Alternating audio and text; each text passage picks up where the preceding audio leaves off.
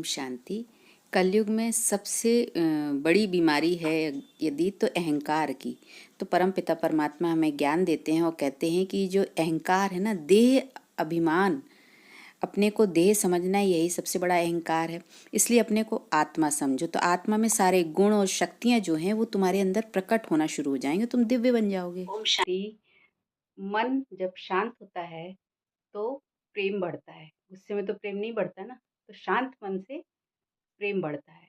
और जब प्रेम बढ़ता है तो सुख का अनुभव होता है। और जब सुख का अनुभव होता है तो मन शुद्ध होता है, पवित्रता बढ़ती है। और जब पवित्रता बढ़ती है तो शक्ति बढ़ती है ना, आत्मबल बढ़ता है, जिसे कहना चाहिए। पवित्रता से शक्ति बढ़ती है। और फिर जब शक्ति रहती है, आत्मा में जब शक्ति रहती है तो ज्ञान समझने में, ज्ञान का चिंतन मंथन करने में और आनंद आता है। और जब ज्ञान स्पष्ट होता है तो फिर आनंद की अनुभूति होती है।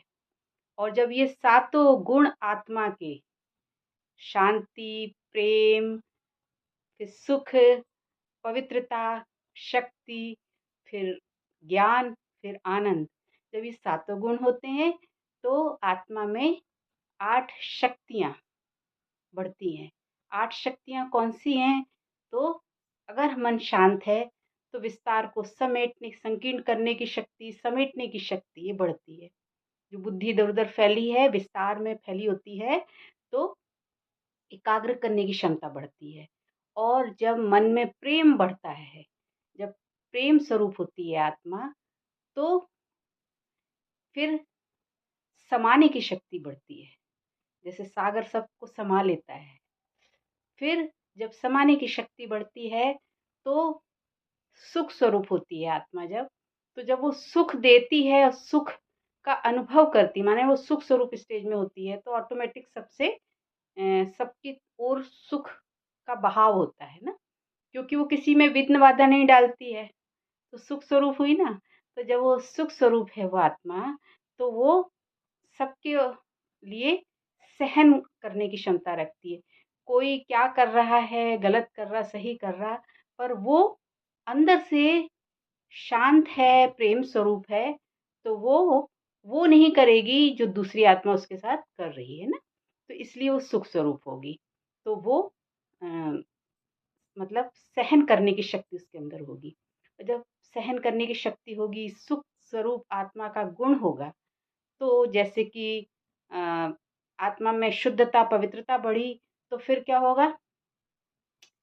सामना करने की शक्ति बढ़ेगी, माने फिर निडरता आ जाएगी, डर खत्म हो जाएगा, है ना? क्योंकि आपके अंदर पॉजिटिविटी होगी, प्रेम से भरपूर होंगे, सुख स्वरूप होंगे, शांत स्वरूप होंगे, तो सामना करने की शक्ति बढ़ेगी। और जब सामना करने की शक्ति बढ़ती है, तो फिर जैसे कि आत्मा में जब ये गुण बढ़े, तो ये शक्ति बढ़ी ना, तो शांत स्वरूप आत्मा है, प्रेम स्वरूप आत्मा है, सुख स्वरूप आत्मा है और पवित्रता स्वरूप आत्मा है, तब तो वो लोगों को सहन करना, समाना और सामना करने की शक्ति उसके अंदर आएगी। और जब ये शक्तियाँ आती हैं, तो फिर परखने की शक्ति बढ़ती है। माने जब आत्मा शक्ति स्वरूप होती है, तो वो परख पाती है। और जब परखने की क्षमता आ जाती है, तो वो ज्ञान स्वरूप आत्मा निर्णय लेने की क्षमता बढ़ जाती है। और जब निर्णय लेने की क्षमता बढ़ जाती है, तो जीवन में बैलेंस आ जाता है और जीवन सुखमय, प्रेम से भरपूर, आनंद स्वरूप हो जाता है।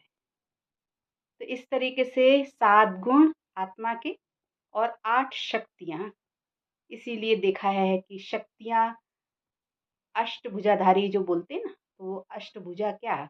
आत्मा की ये 8 शक्तियाँ। ओम शांति।